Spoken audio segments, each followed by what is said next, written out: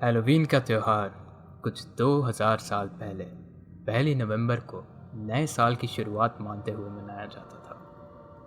इस दिन को गर्मियों और फसलों का अंत और काली ठंडी सर्दियों की शुरुआत की तरह देखा जाता था।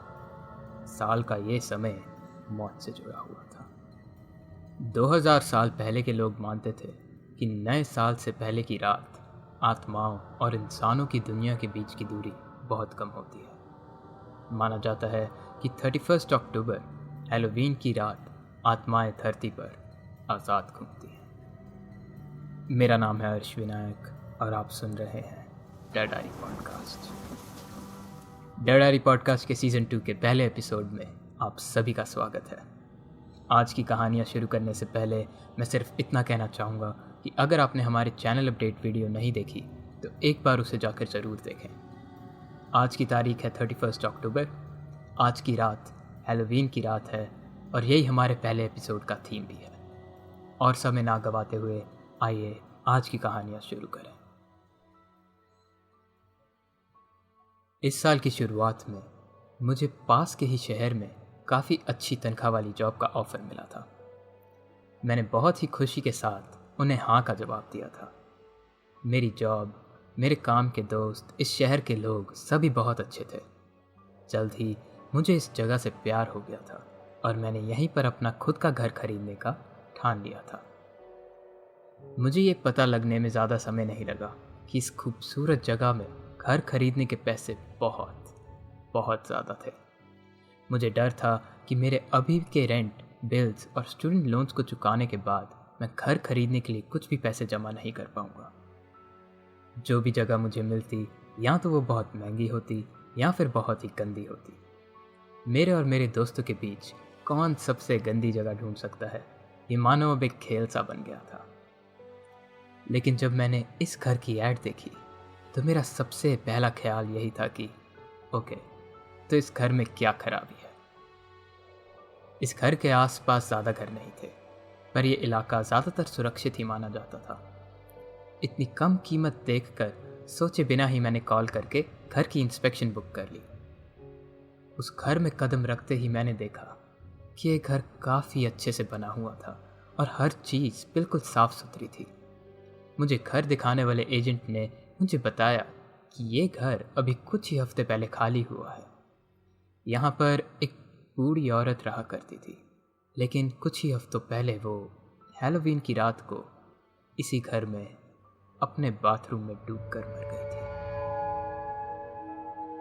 बाथरूम में झांक कर देखने पर मेरे पूरे जहन पे मानो हल्की सी ठंडक छा गई थी। क्या मैं सही में ऐसे घर में रह सकता हूँ जहाँ हाल ही में ही किसी की मौत हुई है?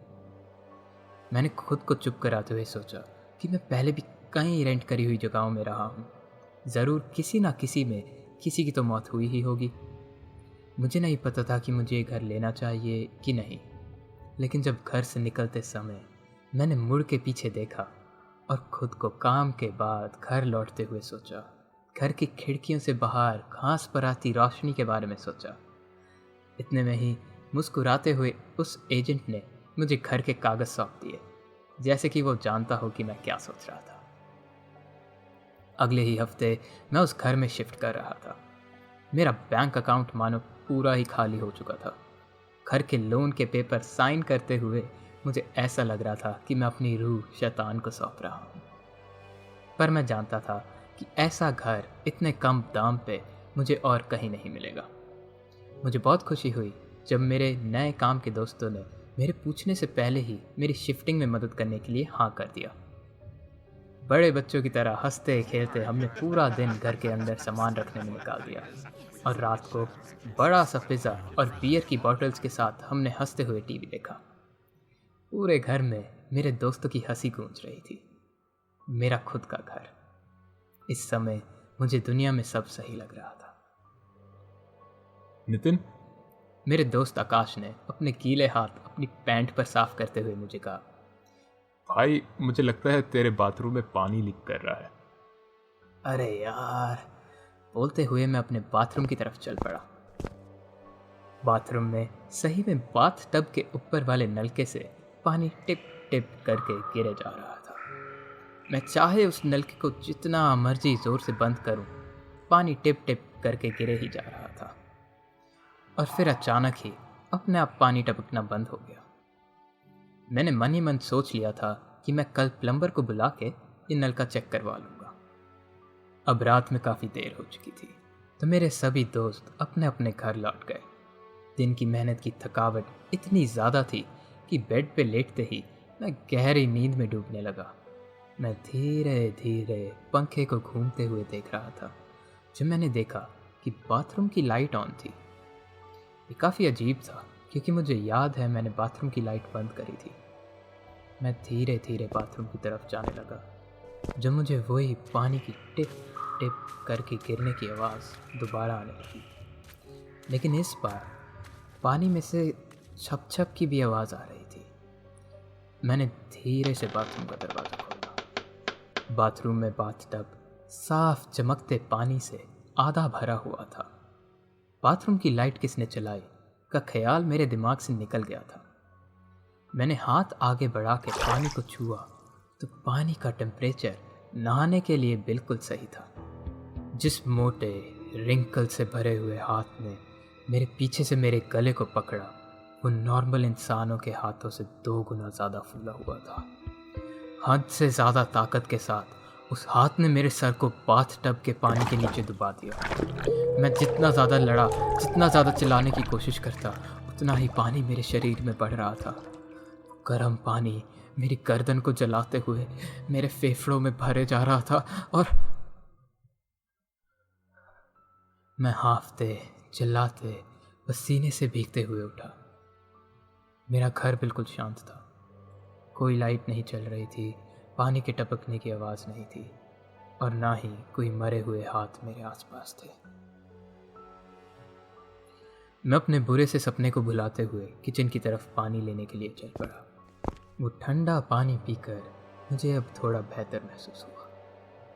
नए घर में थोड़े बुरे सपने तो आएंगे ही, खासकर तब जब मुझे पता था कि इस घर में हाल ही में ही किसी की मौत हुई है। एक और गिलास ठंडा पानी पीकर मैं बिस्तर पर लौट गया, और इस बार मुझे कोई सपने नहीं आए। मुझे 1 हफ्ता लगा ये महसूस करने से पहले कि मैं जाने अनजाने में ही अपने बाथरूम में जाने से कतरा रहा था। मैं जिम के बाथरूम में काम से पहले शावर ले रहा था। अपने दांत मैं जल्द से जल्द ब्रश कर रहा था, और बाकी सभी चीज़ें मैं घर के छोटे वाले टॉयलेट में कर रहा था। मुझे अभी भी बुरे सपने तो नहीं आ रहे थे, या शायद आ रहे थे और मैं उन्हें दिमाग से निकाले जा रहा था। पता नहीं, जो कुछ भी हो, इस दिक्कत के बारे में मुझे कुछ तो करना ही था। मैंने ठान लिया था कि ये सब मेरे दिमाग में ही है, और थोड़े घबराते हुए ही सही, लेकिन मैंने उस बाथटब को पानी से भरा, उसमें बबल बाथ डालकर बबल्स बनाने लग गया और आराम से जाकर बाथटब में लेट गया। मैंने अपनी आंखें बंद करी और बड़ी सी राहत की सांस भरी। मैं अपने डर का सामना कर रहा था। मैं थोड़ी देर उन बबल्स में आराम से लेटा और फिर बाहर निकलकर पानी को बाथटब में से ड्रेन करने लग गया। पानी के हिलते ही मुझे पानी के नीचे कुछ ग्रे और फूला हुआ सा दिखाई दिया। बबल्स को हटा के झांकने पर मुझे पानी में कुछ नहीं दिखा। आज रात मेरा दोस्त आकाश मेरे घर रात बिताने आ रहा था। हमने देर रात तक बातें करी, और फिर मैं अपने कमरे में और वो बाहर सोफे पर सो गया। सुबह जब मैं उठा तो आकाश मेरे से पहले से उठा हुआ था और किचन में कुछ खाने के लिए ढूंढ रहा था। मुझे देखते ही उसने मुझे कहा, अबे यार, तेरी दादी तेरे साथ रहने आई हुई थी तो मुझे पहले ही बता देता ना। मैं लगभग उनके नहाते हुए ही बाथरूम में घुसने वाला था। मेरी आंखें आकाश के पीछे बाथरूम पे थी। मेरी आंखों के सामने बाथरूम के अंधेरे में से कोई उस अंधेरे से भी ज्यादा काला हल्का सा बाहर आया। उस चीज ने कोई आवाज नहीं करी, लेकिन वो ऐसा दिख रहा था जैसे कोई पानी से फूला हुआ मुर्दा इंसान रेंग रहा हो। उस चीज की सफेद आंखें मेरी रूह में झांक रही थी। उसकी आंखों में सिर्फ नफरत ही नफरत भरी हुई थी। तू ठीक है भाई? आकाश की आवाज़ मुझे हकीकत में वापस लाई। बाथरूम के अंधेरे में अब कोई नहीं दिख रहा था। हाँ मैं ठीक हूँ, कांपती हुई आवाज़ से मैंने कहा। मैं आकाश की शक्ल पे देख पा रहा था कि वो मेरी बात पर विश्वास नहीं कर रहा, लेकिन उसने मुझसे दोबारा नहीं पूछा। हम दोनों काम के लिए घर से एक साथ ही निकले, लेकिन मैं आज काम पर नहीं गया। मैं एक लाइब्रेरी में गया था। मैं हमेशा उन लोगों को बुद्धू समझता था जो तांत्रिक या एक्सॉर्सिज्म जैसी चीज़ों में विश्वास करते थे, लेकिन आज मैं उन्हीं को ढूंढ रहा था। जब मैंने एक पंडित से एक्सॉर्सिज्म के लिए पूछा तो उन्होंने हंसते हुए फ़ोन काट दिया।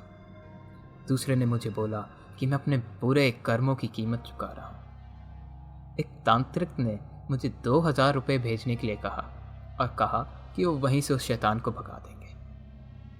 आखिर में जाके एक तांत्रिक ने मेरा कॉल उठाया। मुझे कॉल पर चिड़ियाओं की चहचहाने की आवाज़ आ रही थी। मैं मानो फ़ोन से ही जलती हुई धूप को सूंघ पा रहा था। उस औरत ने बड़ी ही नर्म आवाज़ में मुझे कहा कि वो आज शाम ही मेरे घर को आके देख लेगी, और अगर वो मेरी मदद नहीं कर पाई तो वो मुझसे पैसे भी नहीं मांगेगी। शाम को उनसे मैं मेरे घर के बाहर ही मिला। उनका नाम शीतल था। हम मेरे घर के बाहर ही बैठे और शीतल ने आराम से मेरी पूरी कहानी सुनी।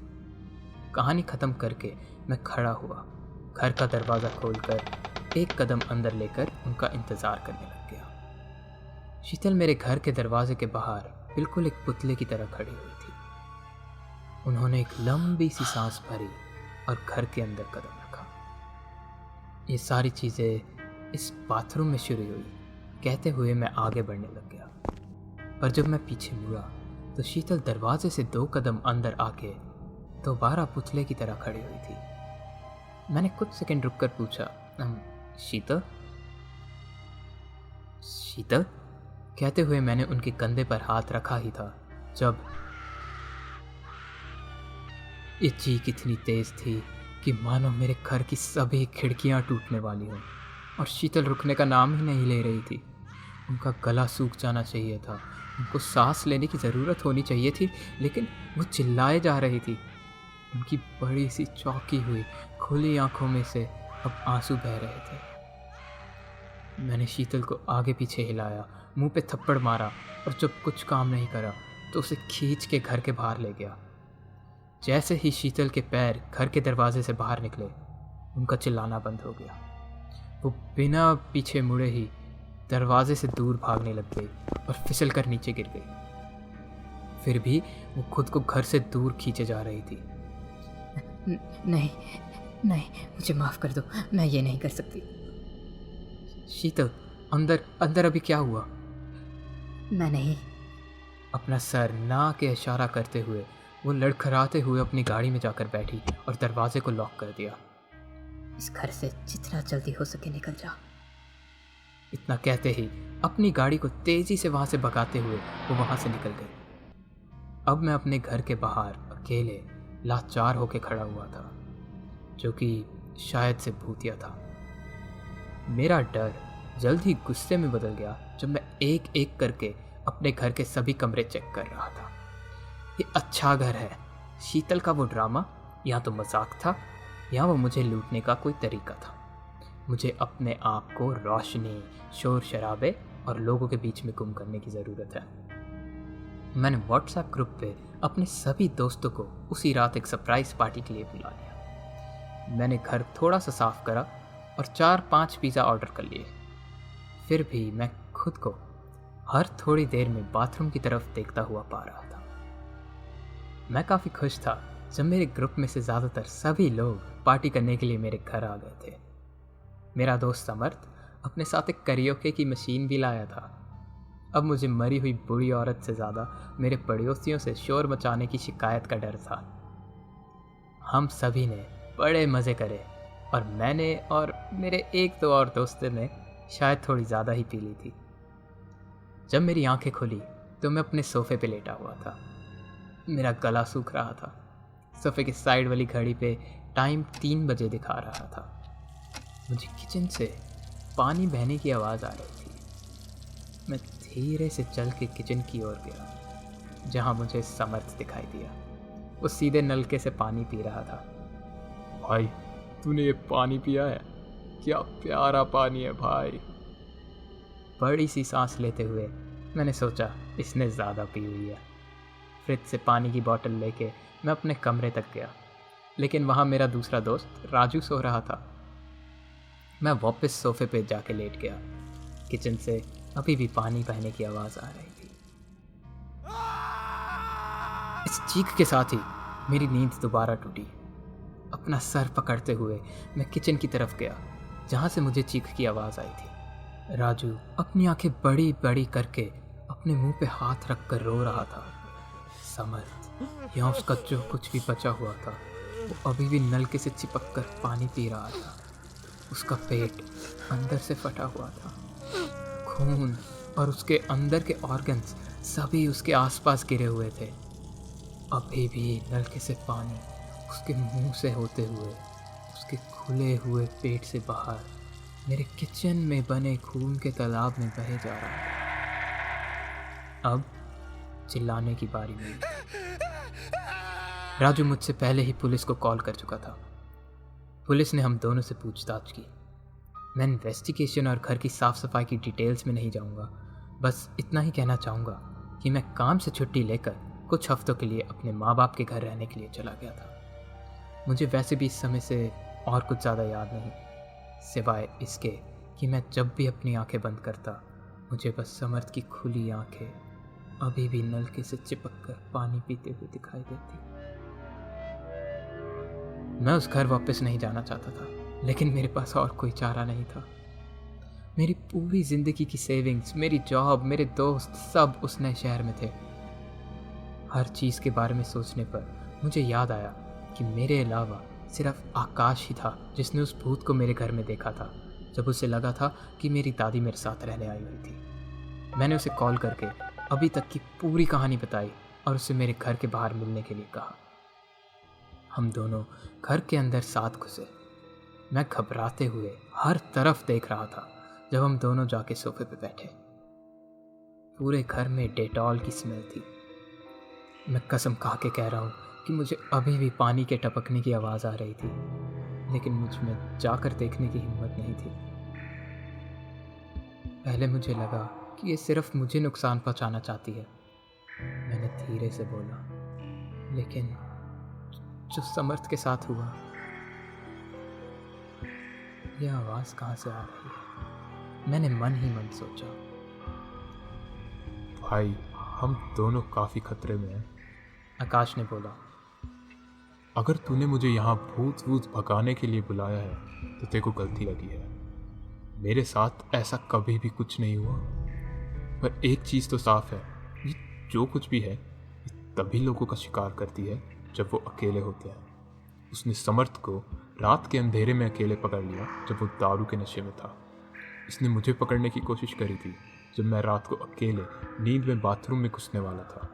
तो शायद अगर हम दोनों साथ में इसका सामना। देखो, वो आवाज़ सुनाई दे रही है। मैंने उसकी बात काटते हुए बोला। कौन सी आवाज़?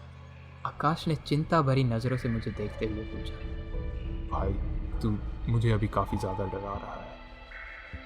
मैंने उसी समय खड़े होकर बाथरूम की तरफ उंगली करी और ऊंची आवाज़ में बोला, वो आवाज़, पानी की बूंदें टपकने की आवाज़ वहाँ बाथरूम के अंदर से आ रही है। मुझ में अकेले अंदर जाके चेक करने की हिम्मत नहीं थी और आकाश ये जानता था। हम दोनों साथ में धीमे कदमों के साथ बाथरूम की तरफ चल पड़े। पानी टपकने की आवाज़ मेरे हर कदम के साथ बढ़ रही थी। मुझे लग रहा था कि मैं इस आवाज़ से पागल हो जाऊंगा, लेकिन आकाश को कुछ सुनाई नहीं दे रहा था। अपनी आंखों को कसकर बंद करके मैंने दरवाजे को धक्का मार के खोला।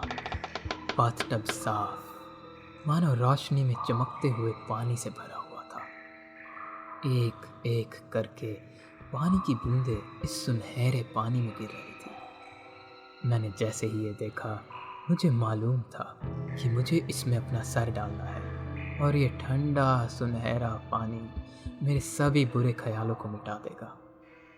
उस साफ चमकते पानी के नीचे कोई भी काली परछाइयाँ नहीं थी। अगली चीज़ जो मुझे याद है वो ये थी कि मैं बाथरूम के बाहर ज़मीन पर रेंग रहा था। पेट से ऊपर का मेरा पूरा शरीर पानी से भीगा हुआ था। मैं चिल्ला रहा था, लड़ रहा था बाथटब में वापस लौटने के लिए, और आकाश अपनी पूरी ताकत से मुझे रोकने की कोशिश कर रहा था। तू खुद को डुबा रहा था। आकाश जोर से चिल्लाया। उसकी चीख सुन के जैसे मुझे होश सा आया। कुछ मिनट के लिए हम दोनों वहीं ज़मीन पर लेटकर हाँफ रहे थे। बाथरूम का खुला हुआ दरवाज़ा हम दोनों के सामने किसी भूखे जानवर की तरह खड़ा हुआ था। आखिरकार उस खामोशी को तोड़ते हुए आकाश ने बोला, भाई तू इस बाथटब को निकलवा क्यों नहीं देता? मैंने वैसा ही किया। मुझे इसके लिए अपने दोस्तों से पैसे उधार लेने पड़े, पर मैंने लोगों को बुला के बाथटब हटवाने का फैसला कर लिया था।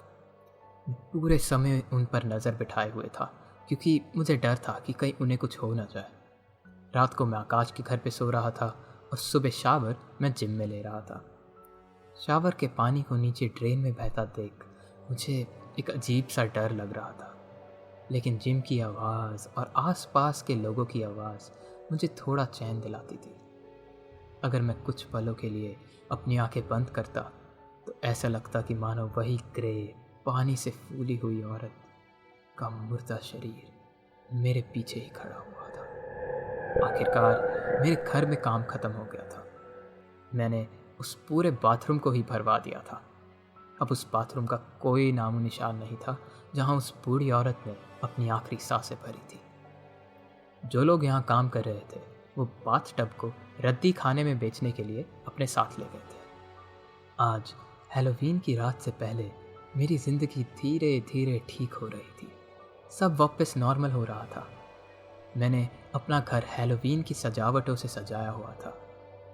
शाम का समय था जब एक गंदा सा ट्रक मेरे घर के सामने आके रुका और कुछ मास्क पहने हुए गंदे से कपड़ों में आदमी उससे बाहर निकले और उन्होंने मेरे घर के सामने कुछ फेंक दिया। वही बाथटब था। मैंने डर भरी नज़रों से उन्हें ट्रक में वापस बैठकर वहाँ से तेज़ी से निकलते हुए देखा।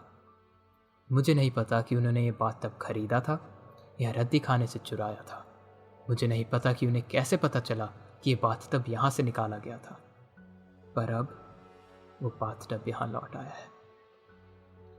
मैं अभी अपनी कहानी लिखते हुए खुद को बार बार खिड़की से बाहर झांकते हुए पा रहा हूँ।